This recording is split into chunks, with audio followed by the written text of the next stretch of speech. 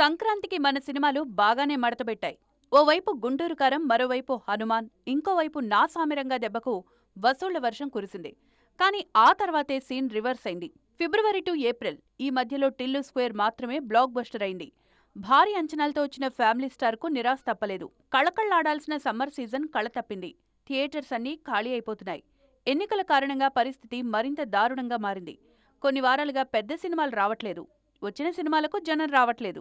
ఇప్పటికీ అదే టిల్లు, అదే మంజుమల్ బాయ్స్, అదే ఫ్యామిలీ స్టార్స్ పై ఆధారపడుతున్నాయి థియేటర్స్. ఏవైనా ఎన్ని రోజులు నెట్టుకొస్తాయి చెప్పండి? ఈ వారం పరిస్థితి మరింత దిగజారింది. ఏప్రిల్ 19న అరడజన్ సినిమాలొచ్చాయి. కానీ ఒక్కటి కూడా ప్రేక్షకుల్ని మెప్పించలేదు. టిక్కెట్లు తెగలేదు. అందుకే ఆక్యుపెన్సీ లేక షోస్ క్యాన్సిల్ చేయాల్సిన పరిస్థితి వస్తోంది. వచ్చే వారం ప్రతినిధి 2, విశాల్, రత్నం లాంటి సినిమాలు రానున్నాయి. మరి అవైనా బాక్సాఫీస్ దగ్గర కాస్తో కూస్తో సందడి చేస్తాయేమో చూడాలి.